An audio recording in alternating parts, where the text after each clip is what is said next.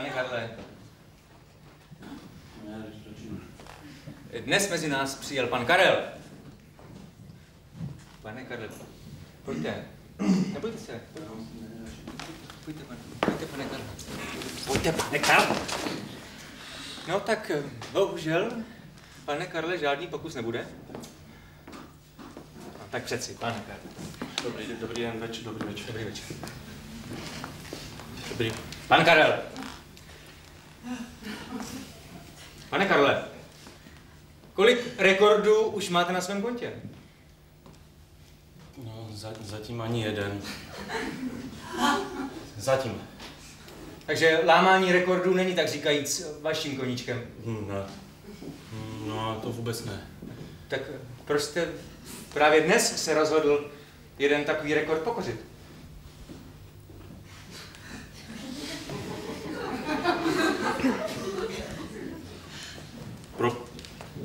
Pro peníze. Opravdu?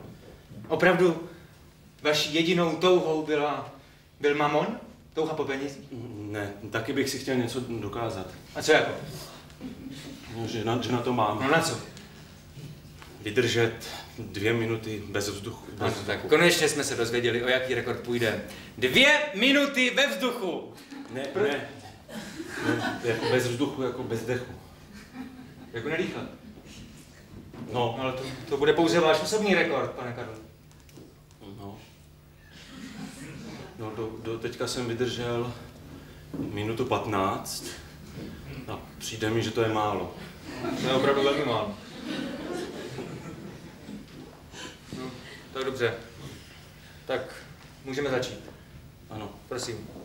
3, 2, 1, start! Pan Karel se pokusí překonat svůj osobní rekord v zádrži dechu. Zatím vydržel 1 minutu 15 a není to mnoho, ale možná... Kolik mám? 12 sekund. To je málo. Ano, to je málo. A můžu ještě jednou? No dobře, ale bude to váš poslední pokus. Tak prosím, klid. Můžeme začít. 3, 2, 1, start! Tak, pan Karel má druhý pokus na to, aby překonal svůj osobní rekord. Zatím vydržel v našem studiu... Kolik? 7 sekund, pane Karel.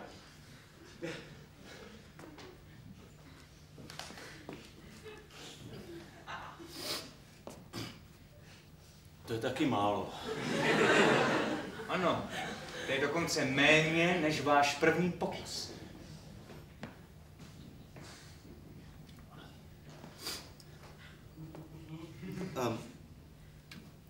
Nemohl bych ještě jednou? Ne. Tak nashledanou. S Bohem.